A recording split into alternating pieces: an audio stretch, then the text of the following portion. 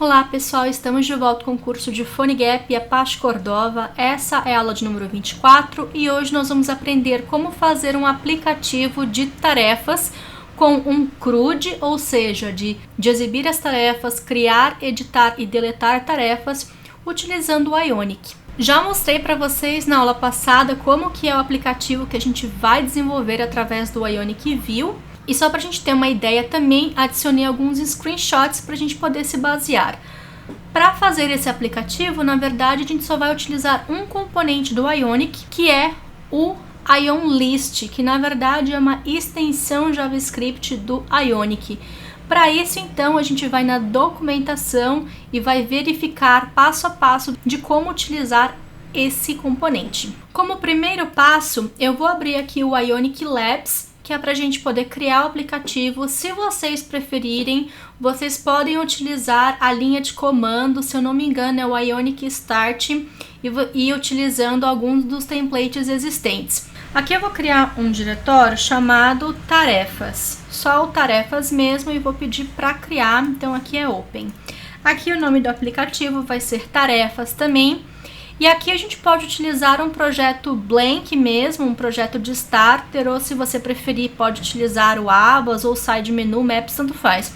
Eu vou pegar o aplicativo de starter, que ele vai vir em branco mesmo, para a gente poder, para facilitar a gente adicionar o nosso código.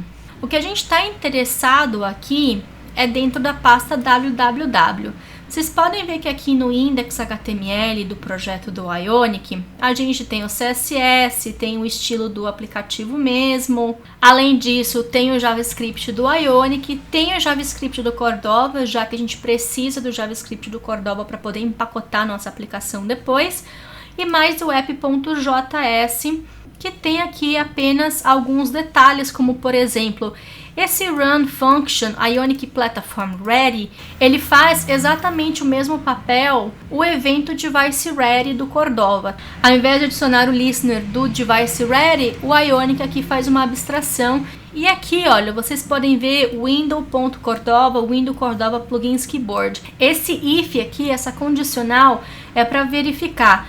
Quando a gente testa pelo browser, essa condicional vai dar falso, por isso ele não vai adicionar esse plugin do keyboard. Se você estiver testando através do PhoneGap Developer App, do Ionic View, ou instalando mesmo no seu celular ou tablet, aí sim esse código vai funcionar. E aqui o status bar a gente viu na aula retrasada, quando a gente trabalhou com jQuery Mobile, daquele pequeno problema que pode acontecer com iOS também. Para a gente poder adicionar o nosso código, a gente vai vir aqui na documentação da primeira versão e vai vir aqui em JavaScript.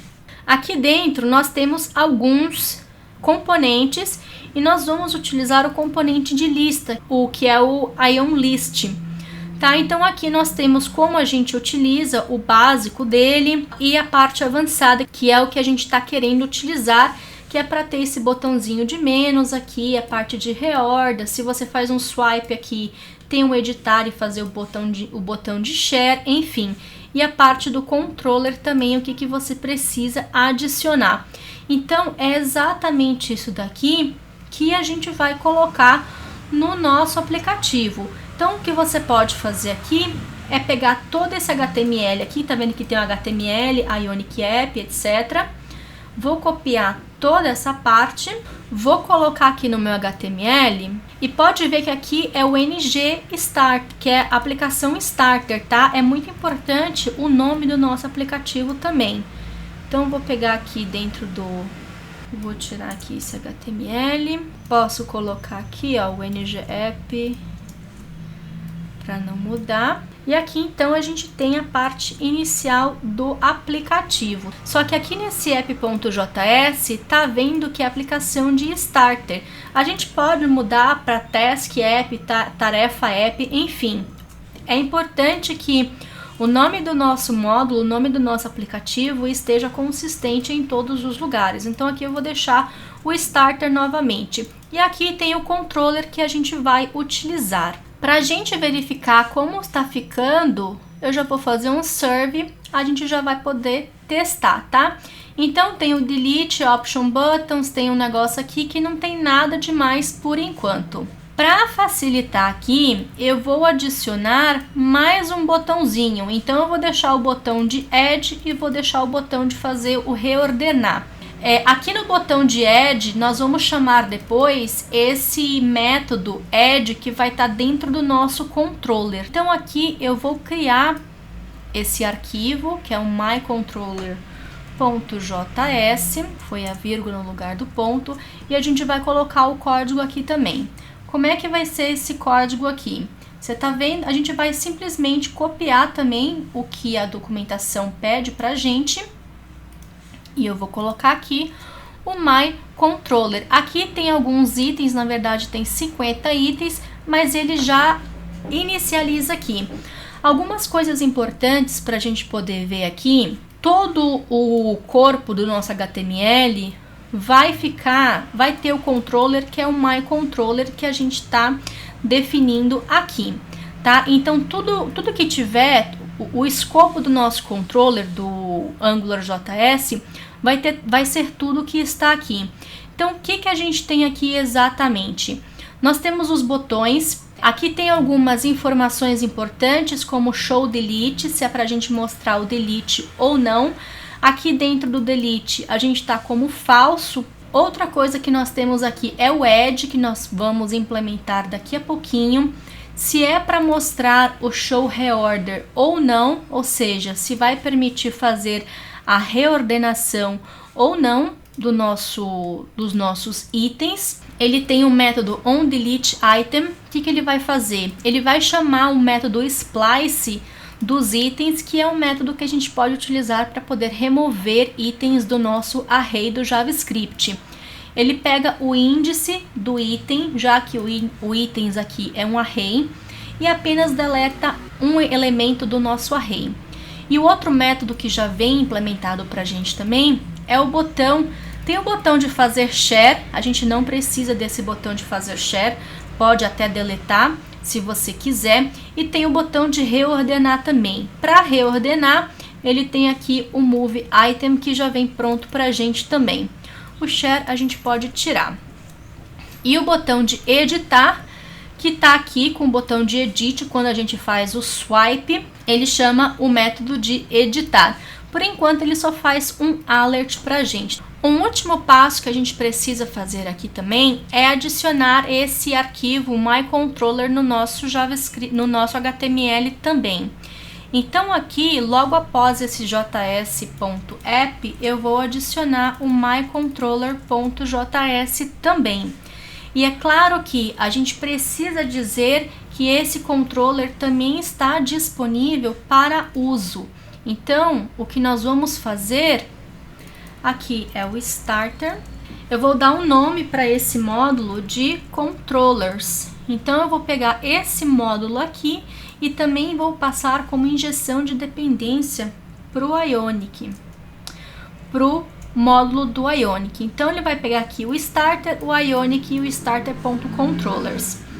Agora, se a gente vir aqui no Ionic Serve, a gente vai ver que os itens já estão sendo renderizados. E a gente pode também aqui deletar um item, ele já faz a deleção.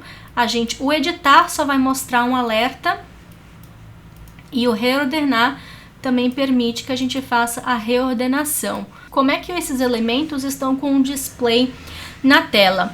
O Angular aqui está colocando esse array de itens no escopo, que tem vários elementos aqui. Na nossa lista aqui no index.html, ele está fazendo um ng repeat, ou seja, aqui é como se fosse um for, onde ele está iterando item por item. Ele cria uma variável local chamada item para poder representar cada item do nosso array. Nós temos o item e o ID do item, que é exatamente aqui esse atributo. Agora a gente vai editar um pouquinho essas informações para a gente poder também ter a parte de realmente de editar e o método também para a gente poder adicionar novos itens no nosso array. Como é que a gente vai fazer isso daqui? Nós vamos primeiro criar um método de add. Se a gente vir aqui, olha, no nosso add, a gente está chamando esse método add. Só apenas colocar uma mensagem aqui por enquanto, onde nós vamos adicionar um item. Então, um add item. Se a gente voltar aqui, eu vou tentar fazer um Ionic Serve aqui.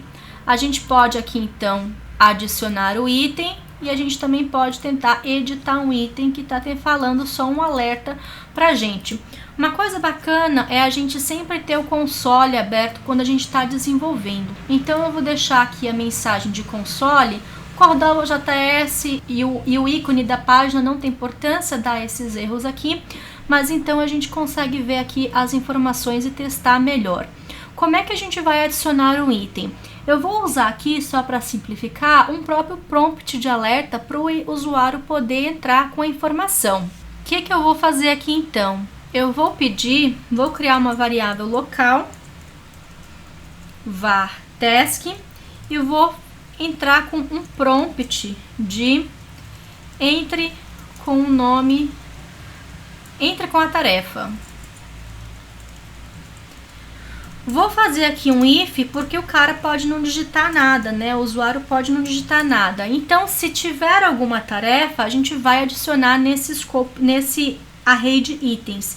Então, eu vou fazer aqui primeiro scope.itens.push, né? A gente vai adicionar um item com o nome da task. Só que aqui eu preciso com o ID e assim, o próprio ID, a task vai ser o próprio ID. Então, nós temos aqui também o nome da task. Vamos ver se isso vai estar ok.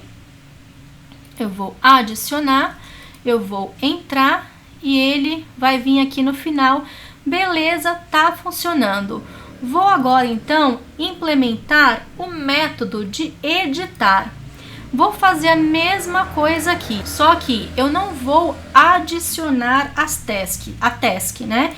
Eu preciso verificar qual que é a tarefa que está sendo editada. Então, o que eu vou fazer aqui? Eu vou pegar primeiro o índice, eu vou fazer a procura do item que eu estou tentando editar no array. Para isso, eu vou fazer uma busca sequencial até eu encontrar. Então, eu vou fazer um for aqui, var i recebendo 0, i menor que o escopo, ponto itens, ponto length e mais. Se o item.id for igual ao escopo itens da posição i, o id, quer dizer que eu encontrei. Então, eu vou atualizar essa informação com nova task que eu vi, que a gente tem aqui, a informação atualizada. Se a gente for testar aqui, eu vou pegar esse item 0, vou editar com S, e nós temos então aqui o item atualizado. Só que se a gente olhar para isso daqui, vocês estão vendo que não tá muito legal, porque aqui tá usando um ID, né? Então, vamos mudar isso aqui um pouquinho. Vamos colocar um ID e vamos colocar um nome. O nome, por exemplo, eu vou ter o AAAAA. Então, aqui, quando a gente encontrar o ID, a gente apenas atualiza o nome.